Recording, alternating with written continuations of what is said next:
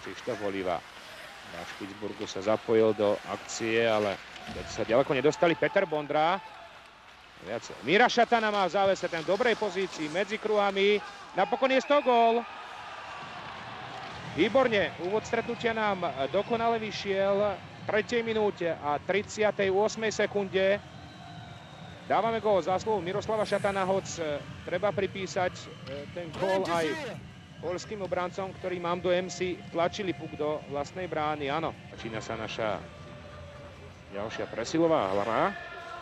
A na lede opäť Bartečko so Šatanom, na pravej strane Vlado Orsák, vzadu Lindner a Peter Bondra.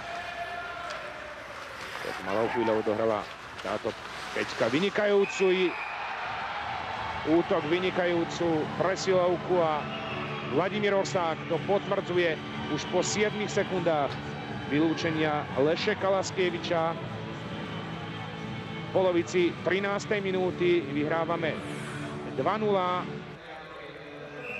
Peter Pucher prvýkrát dnes na trestnej lavici, takže ešte 56 sekúnd môžu hrať Poliaci v tejto druhej tretine. Presilovku, ak nedajú gól, tak potom následne ďalšiu minútu a 4 sekundy aj v časti záverečnej. Výborne, vynikajúco to teraz urobil Robotomík, ktorý atakoval, získal puk a čo sa nám nepodarilo v presilovkách, napokon sa nám podarilo pri oslabení. Podstatné je však to, že sme nedostali gól a nevrátili sme Poliakov do hry. Na druhej strane sme ich takto zaklincovali. Robotomík nahodil puk dopredu. Potrebujeme prestriedať.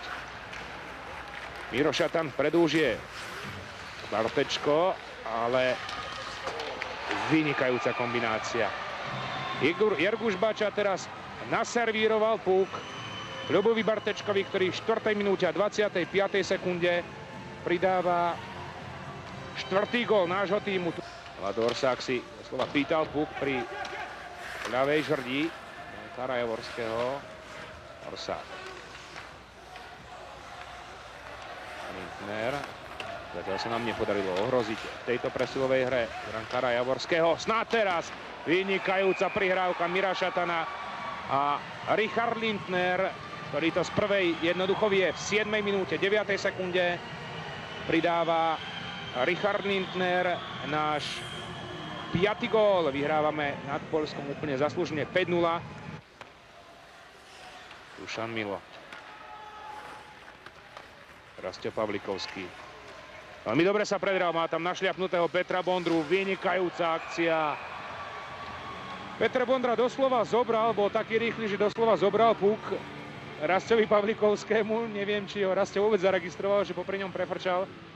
Zápätí mu však zadovkou vrátil. Nemali sme problémy s Poliakmi a jednoznačne sme zvíťazili. Otázne ešte, akým gólovým rozdielom, pretože ešte nejaký ten gólik môžeme pridať. Aj sa tak stalo. Robo Petrovický, jeho prvý úspešný zásah na turnaji majstrovstiev sveta. 18. minúta, 10. sekunda 3. tretiny. Postupne tie góly v Javorského bráne začínajú pribúdať. Takto sa do streleckej listiny zapísal Robo Petrovický. V úvodnom zápase na šampionáte narazili Slováci na Poliakov, ktorí sa do A kategórie prebojovali po 10 rokoch. Slovenskí reprezentanti vstup do turnaja zvládli na jednotku, nedostali ani gól a dali 7.